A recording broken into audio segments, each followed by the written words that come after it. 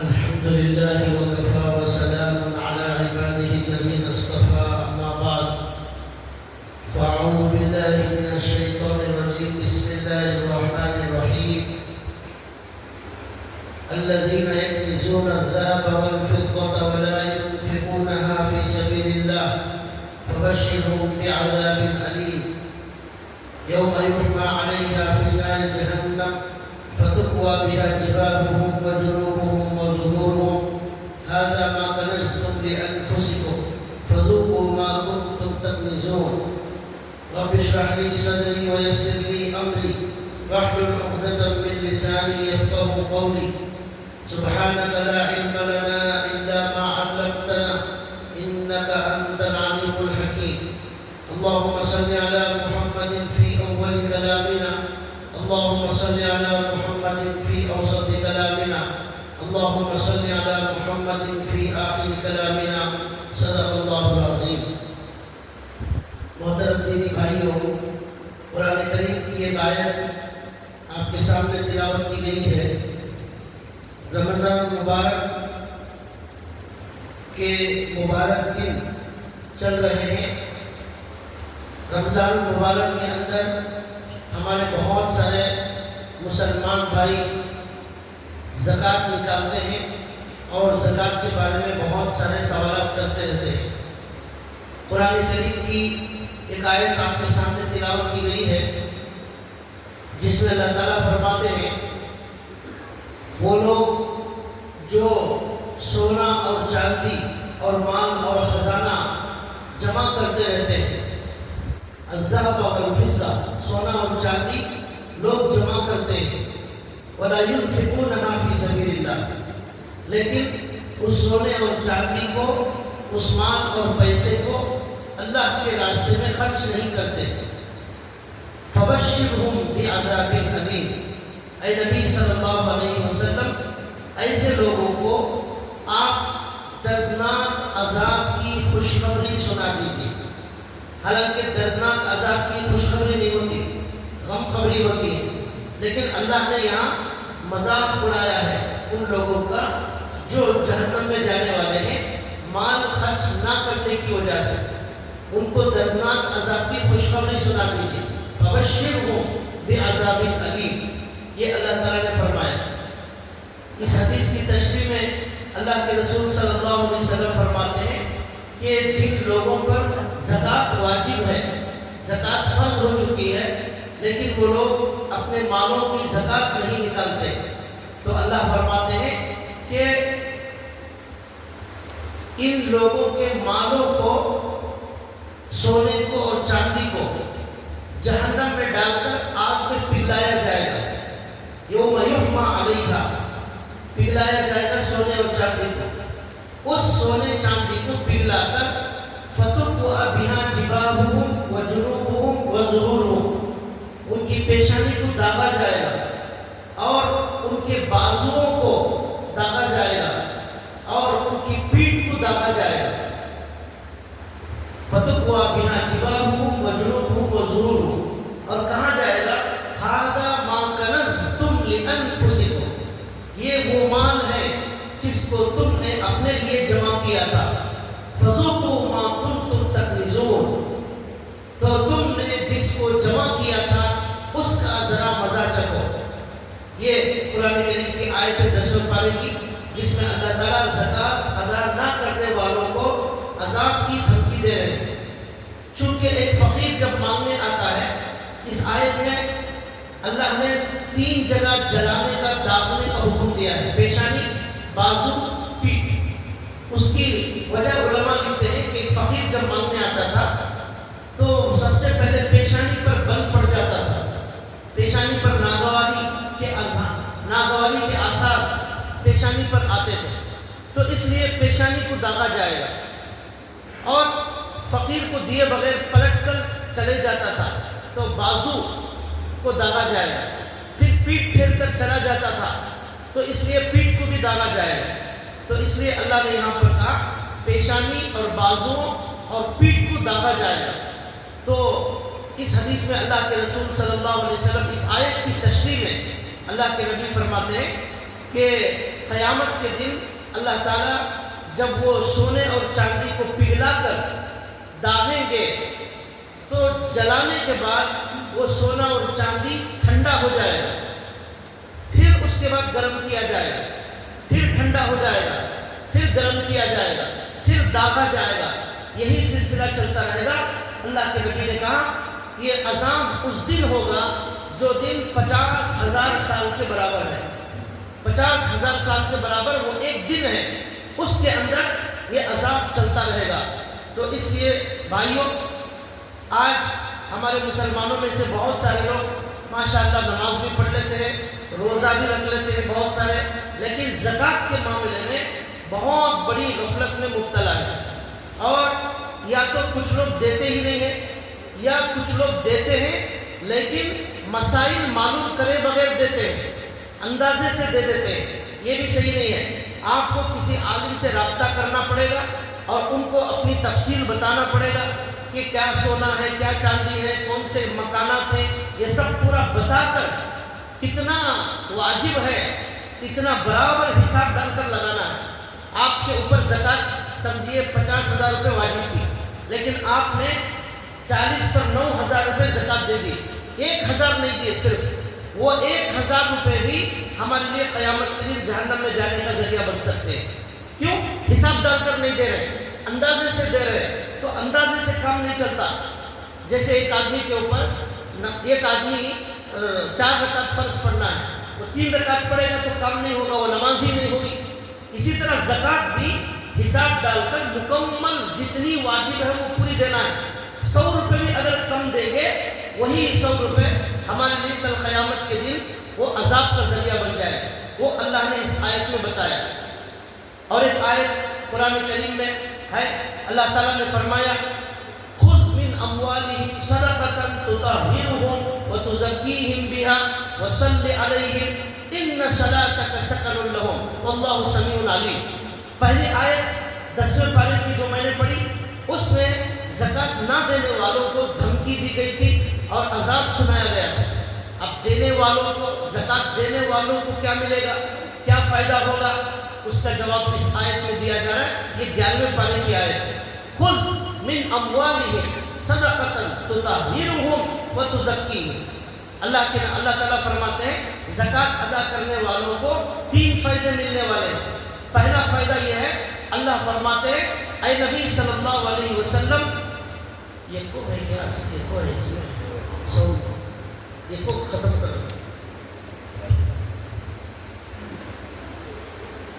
اللہ تعالیٰ فرماتے ہیں اے نبی صلی اللہ علیہ وسلم، خذ من اموالہم صدقۃ تطہرھم وتزکیہم بہا وصلی علیہم۔ زکوٰۃ دینے والوں کو پہلا فائدہ یہ ہوگا، اللہ کہتے ہیں اے نبی صلی اللہ علیہ وسلم، آپ لوگوں سے زکوٰۃ لیجئے، صدقات لوگوں سے لیجئے، ان کے مالوں میں سے آپ زکوٰۃ وصول کریں، صدقہ لیں۔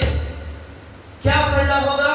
تطہرھم، یہ صدقہ، یہ زکوٰۃ جو لوگ دے رہے ہیں، یہ لوگوں کے گناہوں سے ان کو پاک کر دے گا۔ ہم زکوٰۃ دیتے ہیں، اس کا فائدہ پہلا کیا ہونے والا ہے، ہمارے گناہ معاف ہو جاتے ہیں، اللہ تعالیٰ اس کی برکت سے ہمارے گناہ معاف کر دیتے ہیں۔ جیسے نماز سے ہمارے گناہ معاف ہوتے ہیں، روزے سے ہمارے گناہ معاف ہوتے ہیں، زکوٰۃ سے بھی ہمارے گناہ معاف ہوتے ہیں۔ تطہرھم، پھر فرمایا دوسرا فائدہ زکوٰۃ دینے والوں کا تزکیہم، دوسرا فائدہ یہ ہوگا کہ ان کے گناہ بھی پاک ہوں گے، ان کا دل بھی پاک ہوگا۔ اب دل کس سے پاک ہوگا؟ تو دل کے اندر بیماری ہوتی ہے، دنیا کی محبت کی بیماری، اور ایک بیماری ہے دل کے اندر لالچ کی بیماری، مال کا لالچ، یہ بھی ایک بیماری ہے۔ جیسے کینسر، ہارٹ، یہ ظاہری بیماریاں، یہ باطنی بیماریاں، دل میں اللہ کی محبت کے بجائے دنیا کی محبت آ جائے، لالچ پیدا ہو جائے، حرص پیدا ہو جائے، یہ بیماری۔ اور ایک بیماری ہے کنجوسی کی بیماری، کنجوسی کی بیماری آ جاتی ہے تو آدمی بخیل بن جاتا ہے۔ یہ ساری بیماریاں دل کے اندر ہوتی ہیں۔ جب بندہ زکوٰۃ دے دیتا ہے، اپنے مال کو غریبوں کو دے دیتا ہے، تو دل کی یہ بیماریاں اللہ تعالیٰ پاک کر دیتے ہیں۔ اب اس دل میں یہ کنجوسی کی بیماری ختم، دنیا کی محبت ختم، اور اس کے اندر لالچ ختم، اس لیے کہ جو دینے والا ہے اس کے دل میں دنیا کی محبت نہیں ہے، اس کے دل میں لالچ نہیں ہے، لالچ ہوتی وہ خرچہ نہ کرتا، دنیا کی محبت ہوتی وہ خرچ نہ کرتا، تو اس سے معلوم ہو گیا کہ وہ زکات دینے والا ان بیماریوں سے پاک۔ دو فائدے زکات کے، پہلا گناہوں سے معافی، دوسرا دل کے اندر جو گناہ ہیں ان گناہوں سے پاکی۔ تیسرا فائدہ کیا ہے؟ بہت بڑا فائدہ، اللہ تعالیٰ فرماتے ہیں خذ من اموالہم صدقۃ تطہرھم وتزکیہم بہا وصلی علیہم ان صلاتک سکن لہم۔ اے نبی، جو بھی زکات دینے والے ہیں، جو بھی صدقہ دینے والے ہیں، آپ ان کو دعا دیجئے، وصلی علیہم، اے نبی آپ ان کو دعا دیجئے۔ بلا شبہ آپ کا دعا دینا ان لوگوں کے لیے سکون کا ذریعہ ہے۔ تو اس سے یہ معلوم ہوا کہ یہ آیت قیامت تک کے لیے نازل ہوئی ہے، تو لہذا صرف صحابہ اکرام ہی کو ہمارے نبی کی دعا نہیں ملے گی، قیامت تک جو بھی مسلمان زکات ادا کرنے والا ہے، صدقہ دینے والا ہے، اس کو بھی ہمارے نبی صلی اللہ علیہ وسلم کی دعائیں ملتی رہیں گی، ہمارے نبی کی برکتیں ملتی رہیں گی، ہمارے نبی کی توجہات ملتی رہیں گی، اس لیے کہ ہمارے نبی تو خبر میں زندہ ہے۔ تمام علماء کا متفقہ فیصلہ ہے کہ ہمارے نبی اور انبیاء خبر میں زندہ ہوتے ہیں، تو اس لیے ان کی برکتیں، ان کی توجہات ملیں گی۔ یہ بہت بڑا فائدہ زکات کا۔ تو پہلی آیت میں اللہ نے نہ دینے والوں کو دھمکی اور عذاب کی بات بتائی، اور دوسری آیت میں اللہ نے 3 فائدے بتائے زکات دینے والوں کو۔ اور ایک آیت ہے تیسرے پارے میں، اللہ تعالیٰ فرماتے ہیں مثل الذین ينفقون اموالهم فی سبیل اللہ کمثل حبۃ انبتت 7 سنابل فی کل سنبلۃ 100 حبۃ واللہ یضاعف لمن یشاء واللہ واسع علیم۔ اس آیت میں اللہ فرماتے ہیں کہ جو بھی لوگ خرچ کرنے والے ہیں اللہ کے راستے میں، جہاں بھی خرچ کریں، جتنا بھی خرچ کریں، جیسا بھی خرچ کریں، زکات خرچ کریں، صدقہ خرچ کریں، صدقہ فطر خرچہ کریں، جو بھی خرچہ کرتے ہیں، تو اللہ کہتے ہیں اے نبی ان لوگوں کی مثال ایسی ہے جیسا کہ ایک آدمی کسان آدمی زمین کے اندر اناج کا ایک بیج ڈالتا ہے، ایک بیج انبتت 7 سنابل، اس ایک بیج کے ڈالنے کی وجہ سے 7 بالیاں نکل آ رہی، ایک بیج کے اندر سے 7 بالیاں، 7 ڈھالیاں نکل کر آئی، فی کل سنبلۃ 100 حبۃ، 7 بالیوں میں ہر بالی میں 100 دانے ہیں، ہر بالی میں 100 دانے، تو 700 دانے ہو گئے۔ یہ اللہ کہتے ہیں خرچہ کرنے والوں کی مثال ہے۔ مطلب یہ ہوا کہ اللہ تعالیٰ یہ فرما رہے ہیں 1 روپیہ خرچ کرنے والا اللہ تعالیٰ کی نظر میں 700 روپے خرچ کرنے والے کے برابر ہے۔ 1 روپیہ خرچہ کرنے والا 700 روپے تک بڑا چڑھا کر اللہ تعالیٰ اس کا اجر و ثواب کل قیامت کے دن دینے والے۔ وہ 1 روپے والا 10 روپے والا دیکھے گا، 100 روپے والا دیکھے گا کہ یہ تو لاکھوں میں حساب جا رہا ہے، میں تو اتنا خرچہ نہیں کیا، تو اللہ کہیں گے تم نے اپنی حیثیت سے خرچہ کیا، ہم نے اپنی شائن نشان دیا ہے۔ 700 ایک نیکی کا بدلہ اخلاص کی وجہ سے اللہ کے ہاں 10 گنا بڑھا دیا جاتا ہے، 100 گنا بڑھا دیا جاتا ہے، 700 گنا تک بڑھا دیا جاتا ہے۔ ایک حدیث میں آتا ہے اللہ کے رسول صلی اللہ علیہ وسلم نے فرمایا جو بھی بندہ 1 کھجور خرچہ کرتا ہے، 1 کھجور صرف، کتنا؟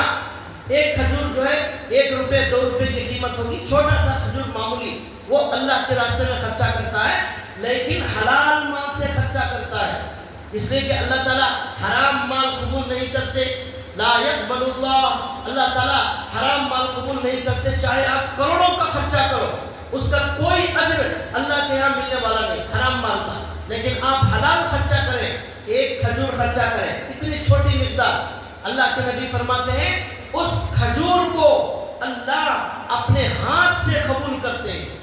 یہ حدیث کے الفاظ ہیں، اللہ تعالیٰ اپنے ہاتھوں سے اس کھجور کے صدقے کو قبول کرتے ہیں۔ تو بھائیو، اللہ کی نظر میں ہمارے صدقے کی کتنی بڑی ویلیو ہے، کتنی اہمیت ہے کہ اللہ صرف قبول نہیں کرتے بلکہ اپنے ہاتھوں سے قبول کرتے ہیں۔ وہ اللہ تعالیٰ عزت دے رہے ہیں، اس کا اکرام کر رہے ہیں، اور اس سے اللہ کتنا خوش ہے کہ اپنے ہاتھوں سے قبول کرتے ہیں۔ اس کے بعد حدیث میں آتا ہے اللہ کے نبی فرماتے ہیں کہ اس کے بعد اللہ تعالیٰ اس کھجور کو اس طرح پالتے ہیں، اس طرح بڑا کرتے ہیں جیسے تم جانور کے بچے کو خرید کر پال کر بڑا کرتے ہو.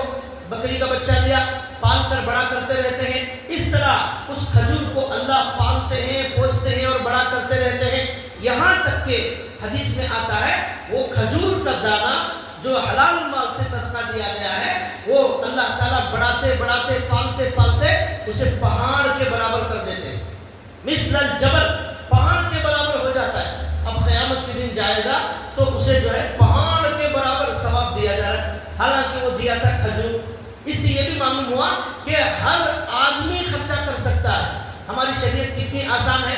جب خرچہ کرنے کا بیان ہوگا, زکوٰۃ کا بیان ہوگا, تو کوئی غریب یہ نہ سوچے کہ میں کیا خرچہ کر سکتا ہوں, میرے پاس تو کچھ بھی نہیں ہے. یہ بیان تو مالداروں کے لیے ہو رہا ہے, ہرگز نہیں. یہ حدیث بتا رہی ہے ہر آدمی ایک کھجور تو صدقہ کر سکتا ہے, فقیر بھی ایک کھجور صدقہ کر سکتا ہے. آج کے زمانے میں کوئی ایسا نہیں ہوگا جو کھجور بھی نہ دیتا ہو دنیا میں. ہر آدمی اتنا تو دے سکتا ہے. اللہ کے نبی کہتے ہیں جو بھی دے سکتے ہو یہ مت دیکھو یہ چھوٹے پیسے ہیں, یہ زیادہ پیسے ہیں, کم ہے, زیادہ ہے. اللہ کی نظر میں یہ نہیں دیکھا جاتا کہ کون زیادہ کر رہا ہے, کون کم کر رہا ہے. نہیں, اللہ تعالیٰ دیکھتے ہیں کس کے اندر اخلاص زیادہ ہے, کون اچھی نیت سے دے رہا ہے, کون اچھے جذبے سے دے رہا ہے. اللہ جذبے کو دیکھتے ہیں, اللہ اخلاص کو دیکھتے ہیں, اللہ مقدار کو نہیں دیکھتے. لہذا کھجور صدقہ کرے ہر آدمی کر سکتا ہے, تو اتنا بھی کریں گے تو پھر بھائیوں وہ پہاڑ کے برابر اجر بنا کر اللہ تبارک و تعالیٰ واپس دینے والے ہیں. اللہ پال کر اس کو بڑا کرتے رہتے ہیں. تو اس طرح لوگ آج کل انویسٹ کرنا چاہتے ہیں, انویسٹ پوچھتے ہیں کہاں انویسٹ کرے, تو اللہ کے نبی کہتے ہیں اللہ کے پاس انویسٹ کرو. یہاں انویسٹ میں دنیا کے انویسٹ میں دھوکہ ہے, یہاں کچھ بھروسہ نہیں. وہ آپ کے انویسٹ کا کیا ہوگا, وہ لے کر کوئی بھاگ جائے گا, کیا کرے گا پتہ نہیں. لیکن اللہ کے ہاں آپ انویسٹ کریں گے, ایک کھجور سے شروع کریں, روزانہ ایک کھجور صدقہ کروں گا. تو آپ بھائیوں ہماری زندگی 50 سال کی ہے, تو روزانہ ایک کھجور کا بدلہ کل قیامت کے دن 50 سال والا جب جائے گا کئی لاکھ کئی کروڑ پہاڑوں کے برابر اسے اجر ملنے والا ہے. یہ بالکل صحیح حدیث ہے ہمارے نبی صلی اللہ علیہ وسلم کی. اور اس کے انویسٹمنٹ کو بڑا کر آپ نے کیا تھا, انویسٹمنٹ 1000 روپے انویسٹ کیے تھے, وہ آپ کو بلین ٹریلین میں نیکیاں وہاں قیامت کے دن ملنے والی. تو یہ انویسٹمنٹ پکا ہے اور بھروسے کا ہے, اور اس میں نقصان کا کوئی سوال ہی نہیں ہے. اس کی گارنٹی اللہ اور اللہ کے رسول نے لی ہے. دنیا کے انویسٹمنٹ کے اندر کوئی گارنٹی نہیں ہے نفع ہونے کی. نفع اور نقصان کچھ بھی ہو سکتا ہے, لیکن اللہ کے ہاں گارنٹی ہے. یہ ہمارے نبی صلی اللہ علیہ وسلم نے فرمایا. تو میں نے ایک آیت سنائی جس میں عذاب کی دھمکی تھی, 2 آیتیں سنائی جس میں اللہ تعالیٰ نے خرچہ کرنے والوں کے فائدے بتائے اور ان کا مقام بتایا. حدیث میں آتا ہے اللہ کے رسول صلی اللہ علیہ وسلم فرماتے ہیں کہ جب بھی صبح ہوتی ہے تو اللہ تعالیٰ 2 فرشتوں کو بھیجتے ہیں. وہ 2 فرشتے آ کر یہ دعا کرتے ہیں, اے اللہ جو بھی خرچ کرنے والا ہے اس کے مال میں آپ اس کے مال کو آپ ڈبل کر دیجئے, اس کو نعم البدل عطا فرما دیجئے. آتی منفقا خلفا, اے اللہ خرچ کرنے والے کے مال کو اور زیادہ کر دیجئے, خرچہ کرنے والے کو اور بڑا چڑھا کر آپ اسے دے دیجئے.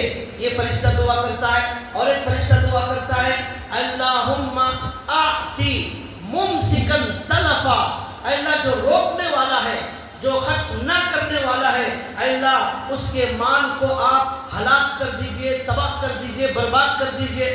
جو خرچ نہیں کرنے والا ہے اس کے مال کے لیے بد دعا دی جاتی ہے, جو خرچ کرنے والا ہے اس کے مال کے لیے دعا دی جاتی ہے. اسی لیے آپ دیکھو جو خرچہ کرنے والے لوگ ہیں ان کا مال کبھی ختم نہیں ہوتا, ان کو مال میں برکت بڑھتی ہی جاتی ہے. اور جو کنجوس ہوتا ہے اس کے مال کے اندر برکت ختم ہو جاتی ہے, وہ ایک دن خود کنگال اور فقیر ہو جاتا ہے. خرچہ کرنے والا کبھی فقیر نہیں ہوتا. یہ اللہ کے رسول صلی اللہ علیہ وسلم کا وعدہ ہے, فرشتے کی دعا ملے گی اور فرشتہ کہے گا اللہ خرچہ کرنے والے کو اور دیجئے, اور دیجئے, اور دیجئے, اور نہ کرنے والے کے مال کو برباد کر دیجئے. حدیث میں قرآن میں آتا ہے 3 پارے میں اللہ نے فرمایا یمحق اللہ الربا ویربی الصدقات. اللہ کی گارنٹی ہے ربا, سود لینے دینے کا جو کام کرتے ہیں حرام میں مبتلا ہے تو ان کا مال تباہ اور برباد ہو جائے گا. اللہ سود کو ختم کر دے گا. بزرگوں نے ایک بات بہت اہم بات کہی ہے, جو بھی لوگ سود کے اندر مبتلا ہے, بزنس کو بڑھانے کے لیے لونوں کے پاس جاتے ہیں, بینک سے حرام پیسہ لیتے ہیں, سود کا پیسہ ملا کر کاروبار کرتے ہیں, علماء نے لکھا ہے ان کا کاروبار ایک نہ ایک دن تباہ اور برباد ہونے والا ہے. اس کو تباہ ہونے سے کوئی روک نہیں سکتا. اللہ کا قانون یہ ہے, کافروں کے لیے الگ قانون ہے, مسلمانوں کے لیے الگ قانون ہے. یاد رکھیے, بعض لوگ یہ سوچیں گے یہ مارواڑی ہندو یہ سب سود ہی میں پوری زندگی میں آگے بڑھ رہے ہیں تو کافروں کے لیے الگ قانون ہے. کافر جو سود خور ہوگا اس کے لیے دنیا کے اندر الگ قانون ہے, وہ بڑھتا ہی چلا جائے گا. مسلمان کو کبھی بھی حرام اور سود جو ہے سوٹ نہیں کرتا. اس کے ذریعے وہ کبھی ترقی نہیں کر سکتا. کبھی نہ کبھی بربادی آ جائے گی, کبھی نہ کبھی تجارت ختم ہو جائے گی, ورنہ کبھی ایسی بیماریاں آ جائیں گی, لاکھوں کروڑوں خرچہ ہو جائیں گے, کورٹ میں اللہ تعالیٰ پھنسا دیں گے, وہاں کروڑوں خرچہ ہو جائیں گے. اس طرح وہ مال ٹکنے والا نہیں ہے. اس کے مقابلے میں حرام کے لاکھ روپے کے بجائے حلال کے 1000 روپے لیجیے, اس کے اندر برکت ہوگی, وہ اللہ کی خوشی کے ساتھ آئے گا, ہمارے سارے مسائل حل ہو جائیں گے. بڑی بڑی بیماریاں جن میں لاکھوں روپے خرچہ کرنے کی ضرورت تھی, وہ 10 روپے کی گولی سے اللہ شفا عطا فرمائے. یہ اللہ کے وعدوں پر بھروسہ کریں, زندگی میں سکون ہوگا. ہمیں سکون اور راحت دینے والی ذات اللہ کی ہے. پیسے سے ہمیں سکون نہیں ملتا, مال میں سکون نہیں ہے, دولت میں سکون نہیں ہے. جھوٹ بولتے ہیں جو لوگ, یہ بولتے ہیں مال زیادہ ہوگا سکون ملے گا. مال زیادہ والے ان کو نیند نہیں آتی, گولیاں کھا کر سونا پڑتا ہے, ان کی زندگی میں چین نہیں ہے, سکون نہیں ہے. جان کا ڈر ہے, جان کا ڈر ہے, باہر بھی وہ سکون سے نہیں نکل سکتے, ان کو ڈر ہے کہ کوئی ان کو ختم کر دے گا. تو اس لیے بھائیو, سکون جو ہے وہ اللہ کی اطاعت میں ہے, وہ اللہ کی یاد میں ہے, وہ اللہ کو خوش کرنے میں سکون ہے, مال میں سکون نہیں ہے. تو یہ اللہ کے نبی صلی اللہ علیہ وسلم نے اس طرح فرمایا. تو معلوم ہوا ہمیں جو خرچہ کرنے کا حکم دیا گیا ہے, خاص طور پر زکوٰۃ نکالنے کا جو حکم دیا گیا ہے, اس کے اندر بڑے اہتمام سے حساب ڈال کر, ایک کسی عالم سے پوچھ کر ہمیں مکمل زکوٰۃ نکالنا ہمارے اوپر ضروری اور فرض ہے. اگر نہیں نکالیں گے, یہ سارے وعیدیں اللہ نے اور اللہ کے رسول صلی اللہ علیہ وسلم نے سنائی, تو فرشتوں کی بددعا ان کو ملے گی جو اس مال کو خرچہ نہیں کرتے. اس لیے کہ اللہ نے قرآن کریم میں جگہ جگہ فرمایا وَمِمَّا رَزَقْنَاهُمْ يُنْفِقُونَ وَمِمَّا رَزَقْنَاهُمْ يُنْفِقُونَ. انسان جب دنیا میں آیا تھا خالی ہاتھ آیا تھا, ننگا آیا تھا, اس کے پاس کوئی مال موجود نہیں تھا.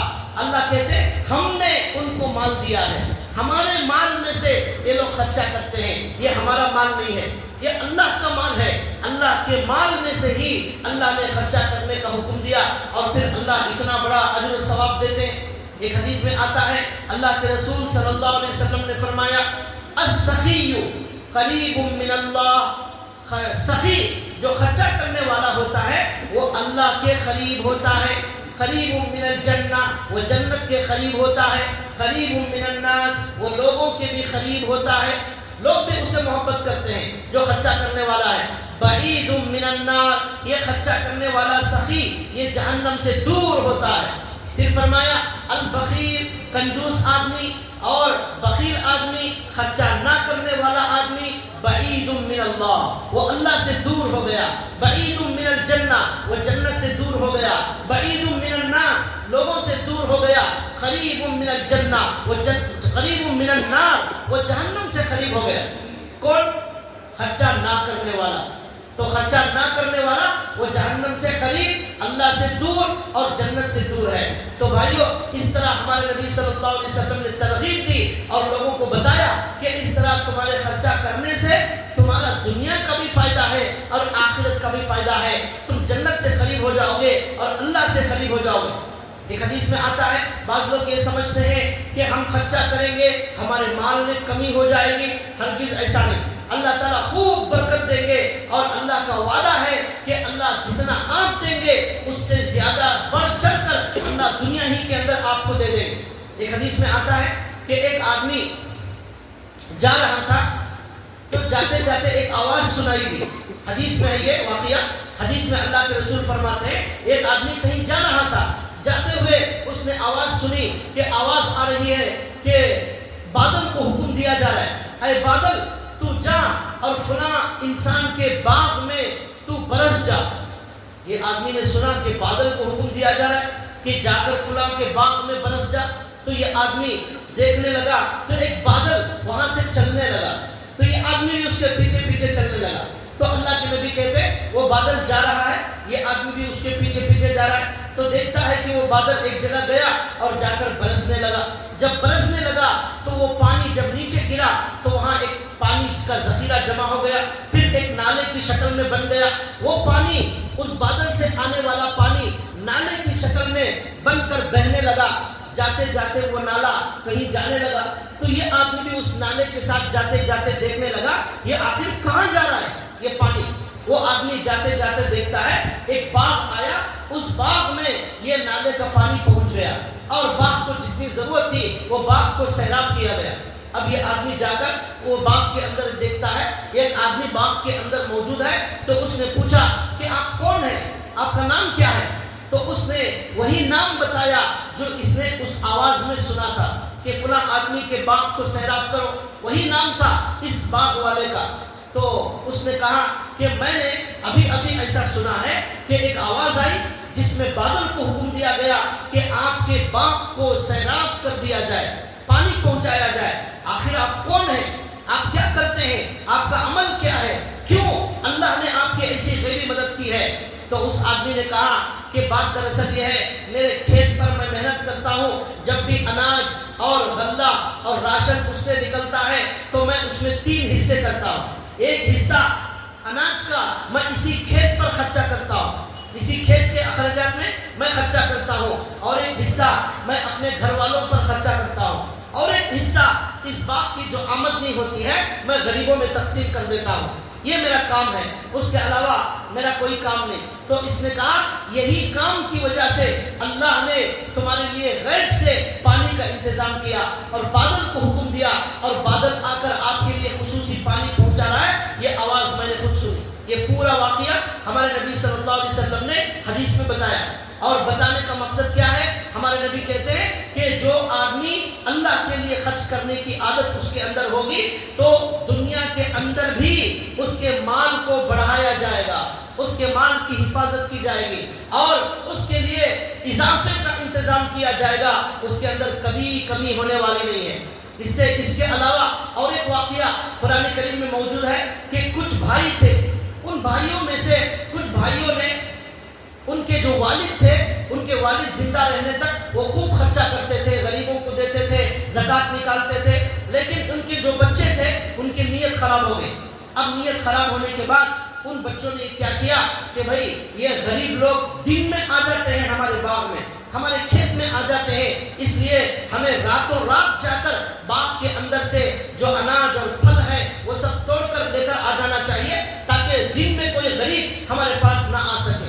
یہ سوچ کر ان بھائیوں نے جا کر اس باغ کے اندر رات میں جا کر اناج نکالنے کا فیصلہ کیا۔ جب گئے تو رات میں چھپ کر گئے تو جا کر دیکھتے ہیں اللہ تعالیٰ نے اس پورے باغ کو، کھیت کو آگ کے ذریعے جلا کر خاک کر دیا۔ اب جا کر دیکھتے ہیں اس باغ کے اندر کچھ موجود نہیں، سب جل کر خاک ہو گیا۔ اب ان میں سے کسی نے کہا کہ بھائی ہماری نیت خراب ہونے کی وجہ سے اللہ نے ہمارا مال ضائع کر دیا، اس لیے انہوں نے پھر توبہ کی اور اللہ تعالیٰ سے معافی مانگی، اور اس کے بعد پھر ارادہ کیا کہ ہم دوبارہ اللہ کے لیے فقیروں کو ضرور دیا کریں گے۔ تو اس کی وجہ سے اللہ نے ان کی توبہ قبول کی اور پھر ان کو جو ہے اللہ نے نعمتوں سے نوازا۔ تو بھائیوں یاد رکھیے اللہ نے دنیا میں کچھ لوگوں کو مالدار بنایا، کچھ لوگوں کو غریب بنایا، یہ ہمارا کوئی کمال نہیں ہے۔ جو مالدار یہ سمجھتا ہے میری محنت سے کمایا، میری طاقت سے کمایا، میرے دماغ سے کمایا، اس کی مثال قارون کی جیسی ہے۔ قارون نے یہی کہا تھا، اللہ نے کہا قال انما اوتیتہ علی علم عندی، قارون نے کہا میں نے میری صلاحیت سے کمایا، میرے ہنر سے کمایا، میرے دماغ سے کمایا، میری صلاحیت سے کمایا، میرے تجربے سے کمایا۔ یہ قارون کا دعویٰ ہے۔ مومن ایسا نہیں بولتا، مومن کہتا ہے جو کچھ ہے وہ میرے اللہ کا دیا ہوا ہے۔ تو بھائیو یہ کچھ لوگوں کو اللہ نے فقیر اس لیے بنایا ہے تاکہ مالداروں کو آزمایا جائے، تاکہ امتحان لیا جائے مالداروں کا کہ یہ مالدار زکوٰۃ کے ذریعے ان کی مدد کرتے ہیں یا نہیں کرتے، یہ ہمارا امتحان ہو رہا ہے۔ اللہ کسی کو بھی کبھی بھی فقیر بنا سکتے ہیں، اللہ کبھی بھی کسی کو مالدار بنا سکتے ہیں، یہ سب کچھ اللہ کے ہاتھ میں ہے، یہ سب کچھ اللہ نے اپنے اختیار میں اپنے کنٹرول میں رکھا ہے۔ اس لیے بھائیو زکوٰۃ نکالنے میں بالکل کمی اور کوتاہی ہرگز نہ کریں۔ ایک حدیث میں آتا ہے اللہ کے رسول صلی اللہ علیہ وسلم نے فرمایا جب وہ آدمی جو زکوٰۃ نہیں نکالتا تھا وہ جب جائے گا دنیا سے جائے گا تو اللہ تبارک و تعالیٰ اس کی خبر میں اور قیامت کے دن اس کے لیے ایک سانپ کا انتظام کریں گے۔ اللہ کے نبی کہتے ہیں وہ سانپ گنجا سانپ ہوگا، گنجا، وہ سانپ اس کے اوپر مسلط کر دیا جائے گا۔ اس سانپ کی 2 آنکھیں ہوں گی، آنکھیں، وہ سانپ اس آدمی کو یہ 2 جبڑے پکڑ کر اس کو ڈسنا شروع کرے گا اور کہے گا انا کنزک انا مالک انا کنزک انا مالک، میں تیرا مال ہوں، میں تیرا مال ہوں، میں تیرا سونا، میں تیرا چاندی، میں تیرا پیسہ، یہ بول کر وہ سانپ برابر انسان کو ڈستا رہے گا، ڈستا رہے گا، ڈستا رہے گا۔ یہ عذاب اللہ نے فرمایا۔ تو بھائیو زکوٰۃ نکالنا، اب تک کی تمام باتوں سے یہ معلوم ہوا کہ زکوٰۃ نکالنا ہمارے اوپر فرض اور ضروری ہے، جیسے نماز فرض ہے، جیسے روزہ فرض ہے، جیسے حج فرض ہے، اس میں بالکل کوتاہی نہ کریں۔ اور سب سے بڑی کوتاہی یہی ہوتی ہے پوچھے بغیر، مسئلے معلوم کرے بغیر اندازے سے زکوٰۃ نکال دیتے ہیں، یہ بہت بڑی غلطی ہے۔ تو اس لیے معلوم کر کے زکوٰۃ ادا نکالیں۔ جیسے مسائل معلوم کرے بغیر نماز پڑھیں گے وہ نماز صحیح نہیں ہوگی، روزے کے مسائل معلوم ہونا تبھی روزہ صحیح ہوگا، تجارت کے مسائل معلوم ہونا ورنہ تجارت حلال نہیں ہوگی۔ اسی طرح زکوٰۃ کے مسائل، ضروری مسائل معلوم کر کے آپ زکوٰۃ ادا کریں۔ بعض عورتیں یہ سمجھتی ہیں، کچھ 2-4 مسئلے موٹے موٹے بتا دیتا ہوں، زکوٰۃ کے کچھ مسائل، تو لہٰذا بعض عورتیں یہ سمجھتی ہیں کہ ان کے پاس جو زیور پہننے کے لیے ہے اس کے اوپر زکوٰۃ نہیں ہے، عورتیں زکوٰۃ نہیں نکالتی، اس لیے کہ عورتوں کو زیورات سے بڑی محبت ہوتی ہے، وہ کبھی کسی قیمت پر اپنے زیور کو اپنے سے جدا کرنا نہیں چاہتی، اس لیے وہ زکوٰۃ نکالتی ہی نہیں ہے، بس شوہر کو بول دیتی ہیں اگر وہ نکال رہا ہے تو نکال رہا ہے، نہیں تو عورتیں نہیں نکالتی۔ حدیث میں آتا ہے اللہ کے رسول صلی اللہ علیہ وسلم بیٹھے ہوئے تھے، ایک عورت آئی، اس عورت کے ساتھ ایک بچی تھی، اس بچی کے ہاتھوں میں سونے کا کنگن تھا، تو اللہ کے رسول نے پوچھا کیا تم اس بچی کے جو زیور ہے کنگن اس کی زکوٰۃ نکالتی ہو؟ تو اس عورت نے کہا نہیں۔ تو اللہ کے رسول نے فرمایا کیا تمہیں یہ پسند ہے کہ قیامت کے دن تمہیں جو ہے آگ کے کنگن پہنائے جائے، آگ کا زیور پہنایا جائے گا، کیا تمہیں پسند ہے؟ نہیں ہے۔ تو اللہ کے رسول نے کہا پھر اپنے زیورات کی زکوٰۃ نکالو۔ تب وہ عورت گئی اور جا کر اس کی زکوٰۃ نکالنے لگی۔ ایک حدیث میں آتا ہے اماں عائشہ رضی اللہ تعالیٰ عنہا کے پاس حضور نے کچھ زیور دیکھا، تو حضور نے پوچھا کیا اس کی زیور کی زکوٰۃ نکالتی ہو؟ تو اماں عائشہ نے کہا نہیں۔ تو حضور نے فرمایا تب تو تمہیں جہنم میں لے جانے کے لیے زیور کافی ہے، تمہیں جہنم میں لے جانے کے لیے یہ زیور کافی ہے۔ کسے کہا؟ اللہ کے نبی نے اماں عائشہ رضی اللہ تعالیٰ عنہ کو کہا۔ تو بھائیو ان 2 حدیثوں سے معلوم ہوا، اور ایک حدیث ہے جس میں اللہ کے نبی نے کہا تصدقنا ولو من حلیکن، اے عورتوں تم اپنی زکوٰۃ نکالو، اگرچہ کہ اپنے زیور میں سے ہی نکالنا پڑے تب بھی نکالو۔ اب عورتیں یہ سوال پوچھتی ہیں کہ ہمارے پاس انگوٹھیاں ہیں، ہمارے پاس ہار ہے، ہمارے پاس یہ ہے، سونا ہے، چاندی ہے، لیکن پیسے نہیں ہیں، پیسے نہیں ہیں تو اس میں ہم کیسا نکالیں؟ تو اس کے نکالنے کا طریقہ یہ ہے ایک انگوٹھی بیچ کر زکوٰۃ ادا کریں۔ وہ بیچنے تیار نہیں ہوتی، یہ کہتے ہیں پیسے نہیں ہیں، وہ سونا پیسے ہی تو ہے اور کیا ہے، وہ سونا پیسے ہے، وہ چاندی پیسے ہے، پھر بھی کہتی عورتیں پیسے نہیں ہیں۔ تو اللہ رسول کہتے ہیں وہ زیورات جو تمہارے پاس ہیں وہی پیسے ہیں، ان میں سے تھوڑا بیچ کر آپ کو زکوٰۃ نکالنا پڑے تو نکالو۔ اگر شوہر اپنی طرف سے نکال رہا ہے تو الحمدللہ، نہیں نکال رہا ہے تو پھر عورت پر فرض ہے، شوہر نہیں دے رہا ہے تو شوہر کو کوئی گناہ نہیں ہوگا، عورت پر زکوٰۃ واجب ہے، عورت کی ذمہ داری ہے نکالنا۔ قیامت کے دن عورت سے پوچھا جائے گا، شوہر سے نہیں پوچھا جائے گا۔ شریعت میں شوہر کا مال الگ، بیوی کا مال الگ، باپ کا مال الگ، ماں کا الگ، بچوں کا الگ، سب الگ الگ، کوئی یہاں مکس چلنے والا نہیں ہے۔ بچے کہیں ہمارے ابا زکوٰۃ دیتے باپ کہنے لگے میرا بیٹا دیتا ہے میں نہیں دیتا، ایسا چلنے والا نہیں ہے. باپ سے باپ کا سوال ہوگا، بیٹے سے بیٹے کے بارے میں سوال ہوگا، شوہر کا شوہر سے سوال ہوگا، بیوی کا بیوی سے سوال ہوگا. بیوی کے پاس جو زیور ہے اسے نکالنا ضروری، شوہر کے پاس جو مال ہے وہ اسے نکالنا ضروری. تو لہٰذا عورتوں کے اندر اس کی بہت بڑی غفلت ہے کہ وہ زیور کی زکات نہیں نکالتی. اس کی وجہ سے اللہ کے نبی کہتے ہیں کل قیامت کے دن آگ کا زیور پہنا جائے گا اور یہی زیور تمہیں جہنم میں لے جانے کے لیے کافی ہو جائے گا. اس لیے اپنی اپنی عورتوں کو حکم دیں کہ وہ اپنی زکات کا حساب ڈال کر وہ زکات نکالے.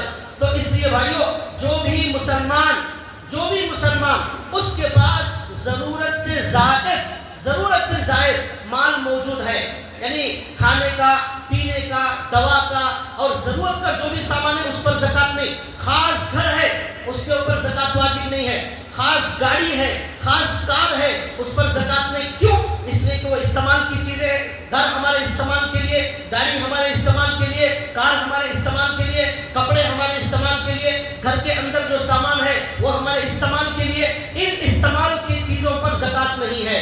اس سے زائد جو ہمارے پاس پیسہ موجود ہے سونے کی شکل میں، چاندی کی شکل میں، کیش کی شکل میں، یہ ان پر زکات واجب ہے. تو یاد رکھیے کیش، سونا، چاندی اور تجارت کا مال، یہ چار چیزیں، تجارت کا مال، سونا، چاندی اور کیش، یہ جس کے پاس بھی موجود ہے اس کے اوپر 1 سال گزر چکا ہو.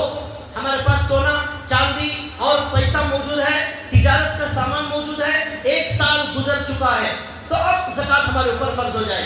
اسی طرح جو لوگ بکریاں پالتے ہیں، اونٹ پالتے ہیں، بھینس اور گائے پالتے ہیں، وہ بھی مال ہے شریعت میں، تو ان لوگوں کے اوپر بھی زکات واجب ہے. تو لہٰذا یہ سب چیزوں پر زکات واجب ہوگی. جب 1 سال ہو جائے گا تو ہمیں ان سب کا حساب ڈال کر زکات ادا کرنا ضروری ہے. اور کتنا ادا کرنا ہے؟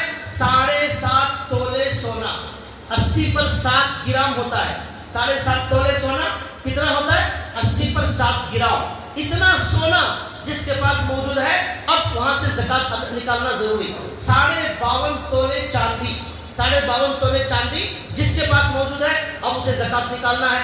یا اتنے پیسے موجود ہوں جس میں 52.5 تولے چاندی آ جاتی ہے. آج کے مارکیٹ کے حساب سے 1,60,000 پر 5,000 روپے یا 1,70,000 روپے کے قریب ہے اندازن. اتنے پیسے اگر کسی کے پاس موجود ہے اور ضرورت سے زائد ہے، 1 سال ہو چکا ہے، ایسے لوگوں پر زکات فرض اور ضروری ہو گئی. لوگ سمجھتے ہیں کہ یہ صرف مالداروں کو نکالنا ہے، ہمیں نہیں نکالنا ہے. بھائیو آج کل تو اکثر اور بیشتر لوگوں کو اللہ نے اتنا پیسہ تو دیا ہے کہ ان کے پاس 2 لاکھ روپے موجود ہیں، ضرورت سے زائد رکھے ہوئے ہیں، تو پھر چاندی کا نصاب پورا ہو گیا تو اب ایسے لوگوں کو 1 سال گزرنے کے بعد زکات نکالنا ضروری ہے. لیکن اگر وہ 1,70,000 روپے ہمارے پاس جمع نہیں ہو سکے، آئے اور خرچہ ہو گئے، ہم نے کھا لیا، ہم نے پی لیا، ہم نے دوا لے لی اور ہم نے چیزوں پر خرچ کر دیا، سیونگ میں کچھ بھی موجود نہیں ہے، بچا ہوا نہیں ہے، تو پھر زکات واجب نہیں. لیکن اگر بچا ہوا ہے اتنا بھی تو پھر زکات نکالنا پڑے گا.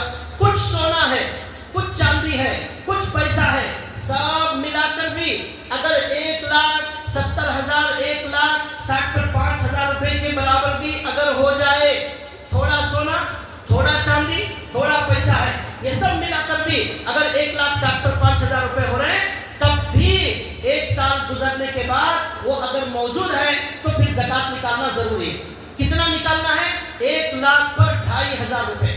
حساب ڈالیں، جتنا بھی سونا، جتنا بھی چاندی ہے، حساب ڈالیں، حساب ڈال کر 1 لاکھ کو 2,500 روپے، 2 لاکھ ہے 5,000 روپے، 3 لاکھ ہے 7,500 روپے، 4 لاکھ ہے 10,000 روپے. اس طرح حساب ڈالنا ہے. اور جو بھی کاروبار کرنے والے لوگ ہیں، تجارت کرنے والے لوگ ہیں، یاد رکھیے آپ کوئی بھی تجارت کرو، کسی بھی چیز کی تجارت کرو، وہ تجارت کا جو سامان آپ کے پاس موجود ہے اس سامان پر آپ کو زکات نکالنا ہے.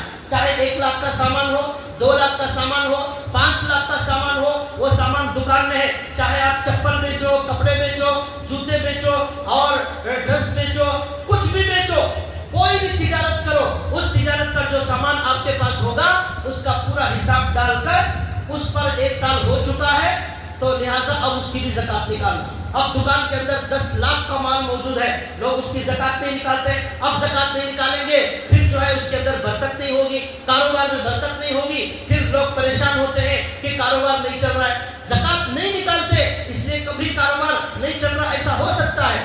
اس لیے علماء سے معلوم کرے کہ اتنا مال ہے دکان کے اندر, اب اس پر کتنی زکات آتی ہے یہ سب. اسی طرح اگر کسی کے اوپر قرض ہے تو قرض جتنا بھی ہے وہ معاف. مثال کے طور پر دکان میں 5 لاکھ کا مال ہے لیکن 2 لاکھ میرے اوپر قرضہ ہے, تو 2 لاکھ جو ہے معاف ہو جائیں گے. اب 5 لاکھ کی زکات نہیں 3 لاکھ کی زکات دینا ہے. سونا چاندی پیسہ ملا کر 10 لاکھ ہو رہا ہے لیکن 5 لاکھ میں قرضدار ہوں تو 5 لاکھ معاف ہو جائیں گے. اب صرف 5 لاکھ کی زکات دینا ہے. تو اس طرح مسائل جو ہے جان کر بھائیوں زکات ادا کریں. اسی طرح جو لوگ زمین خریدتے ہیں اور فلیٹ خریدتے ہیں, گھر خریدتے ہیں, تو اس کا جواب یہ ہے اگر تجارت کی نیت سے زمین خریدا ہے, گھر خریدا ہے تجارت کرنے, لیتا ہے پھر بیچتا ہے, لیتا ہے پھر بیچتا ہے, نفع کمانے کے لیے گھر خریدتا ہے, زمین خریدتا ہے, فلیٹ خریدتا ہے, تو اس گھر پر, زمین پر, فلیٹ پر بھی زکات واجب ہوگی. لیکن جو رہنے کے لیے گھر خریدتا ہے اس گھر پر زکات نہیں. رہنے کے لیے, کرائے پر دینے کے لیے بھی اگر کوئی گھر خریدتا ہے اس پر بھی زکات واجب نہیں ہوگی. اسی طرح ایسے ہی بچوں کے لیے پراپرٹی بنانے کے لیے زمین لے لیا, اس پر بھی زکات واجب نہیں ہوگی. صرف تجارت کی نیت سے جو گھر اور زمین خریدا جائے گا اس پر زکات واجب ہوگی. تو لہذا بھائیوں یہ موٹے موٹے مسئلے بتاؤ, بہت تفصیل بتانے کے لیے وقت نہیں ہے. آپ حضرات میں جسے بھی مسائل کی ضرورت ہو وہ میرے سے بھی رابطہ کر سکتے ہیں. کسی بھی عالم سے, معتبر عالم سے آپ مسائل پوچھ کر آپ زکات ادا کر سکتے ہیں. لیکن اس میں بالکل غفلت نہ کریں. بہت سارے بھائی ماشاءاللہ رمضان میں دیتے ہیں. رمضان میں دینا اس لیے اچھا ہے کہ رمضان میں دیں گے ثواب زیادہ ملے گا, تو اس لیے دیتے ہیں. تو بہرحال اس کے اندر حساب ڈال کر ہمارے نبی نے فرمایا اگر آپ کے خاندان میں کوئی غریب ہے اسے دینا زکات بہت زیادہ ثواب, زکات دینے کا ثواب اور رشتہ داری کا خیال رکھنے کا بھی ثواب ایکسٹرا ملے گا. اسی طرح مدارس ہے, مدارس کے اندر جو آپ خرچہ کریں گے وہاں حفاظ اور علماء پیدا ہوں گے, وہ دین کا کام کریں گے, اس کی وجہ سے دین کی خدمت کا بھی اجر و ثواب ملے گا, اور ان کو جو ہے عالم بنانے کا, حافظ بنانے کا اجر و ثواب بھی آپ کو ملے گا. تو اس طرح یہ اللہ کے نبی نے کہا رشتہ داروں کو دینا زیادہ ثواب کا کام ہے, اور نیک لوگوں پر, علماء پر, مدارس پر خرچہ کرنا یہ بھی بہت زیادہ اجر و ثواب کا باعث ہے. تو اس طرح یہ بنیادی موٹے موٹے مسائل بتائے گئے اور زکات نکالنے کے آپ کو فائدے بتائے گئے. اللہ تعالیٰ سے دعا ہے کہ اللہ تبارک و تعالیٰ آپ کے مال میں خوب برکت عطا فرمائے. اللہ